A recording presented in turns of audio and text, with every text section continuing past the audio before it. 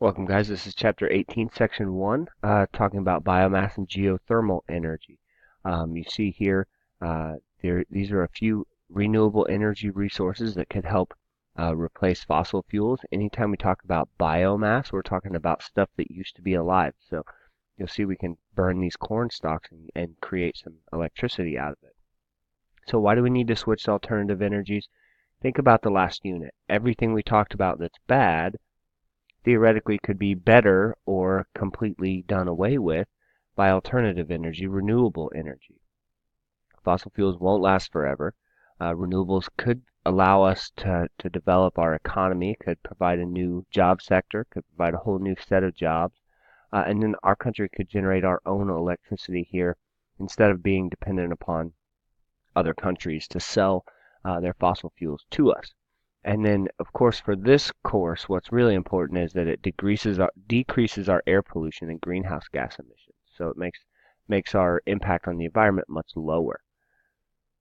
So here's a big vocab word for this unit. Biomass is a material, you see a couple listed there, that makes up living organisms. So we once upon a time did a pyramid of biomass with our ecological pyramids. We said that there are many more producers than there are primary consumers, and many more primaries than secondaries, and on up the pyramid. So biomass energy, which is sometimes called biopower, is basically produced by burning biomass. I mentioned that we can burn corn stover or the leftover from corn. There are several. Wood is a biomass, so maybe you have a wood burning stove or a fireplace. That's kind of an example there. And then we can use it for just about anything. Energy sources: wood, charcoal, manure, ag, and timber, grass, switchgrass. This is a picture of switchgrass. There's a lot of research going on at Purdue on switchgrass and how that might theoretically be a fuel of the future. I went to a session on that this fall. They said essentially for biomass through switchgrass to be economically competitive, gasoline would have to be about $7 a gallon, which here in the U.S. it's not, but in many other countries it is. I just got back from Belize, and gas there is 6 something a gallon. So we're pretty close to switchgrass being competitive in other markets. In terms of liquids, which are called biofuels, ethanol is probably the one that you're most familiar with. Here in central Indiana, we have several large ethanol plants that produce biomass from corn, biomass energy from corn, I should say. Biodiesel is becoming more and more prevalent around here. And then the gases that are produced by the landfill, we talked about those in our last unit as well. But those pipes that are sticking up out of the landfill to burn off the excess methane, well, if we convert that intelligently, if we plan for that, then we can harness energy from it and we're not just burning off the methane. So, of course, there are benefits and costs. There's no net change in atmospheric carbon dioxide, so that's really good.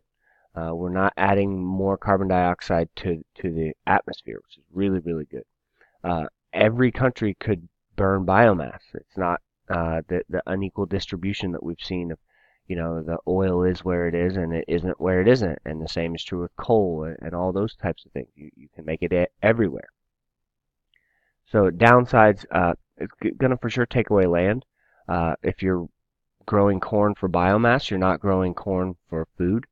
So that could artificially inflate the price of corn. Of course, anytime we're talking about growing biomass, we're talking about something like this that we see right here where there's deforestation. So we would have to be intelligent and be smart about the intentional, not intelligent, that's not the word I meant to use. We have to be intentional about the way we planned this process.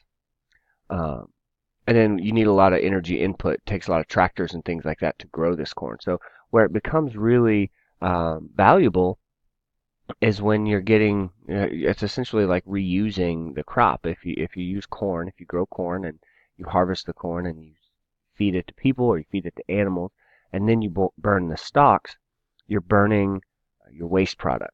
So then this energy input, it gets divided more evenly, gets divided amongst food production and fuel production, and it's not quite as impactful. And then, of course, burning biomass indoor can lead to indoor air pollution. If you've ever had a fireplace, you've probably experienced something like that. Geothermal energy is also in this section. That's You see a picture of it here. I think that makes a lot of sense. But it's underground heat generated by high pressure and radioactive decay in the earth. You're going to drill down really deep. You're going to use, of course, we're going to turn turbines to generate electricity. But sometimes, uh, like here, you see we're piping hot water out. Here you see we're piping hot water in. Two different ways to do it. Um, Either way, you're capturing the heat of the earth and bringing it up into the home for either passive cooling, where you're just heating the walls with the hot water, or active heating, where you're turning a turbine and generating electricity. Way less air pollution here, very few greenhouse gas emissions, period. Not sustainable if you use it too fast, always the case. The hot groundwater could have pollutants. It's not necessarily going to be pure water. It could have metals or salts or things like that that could damage the machinery. And then this right here is the biggest drawback to geothermal. Not everybody can access it. If you live in the right place, geothermal has a ton of potential. But if you don't, it can't help you at all. It would cost the cost to bring it to your house from some distant place would be about the same as a coal fire plant. So um, really good for a few locations, not great for everybody. So that's section 18.1.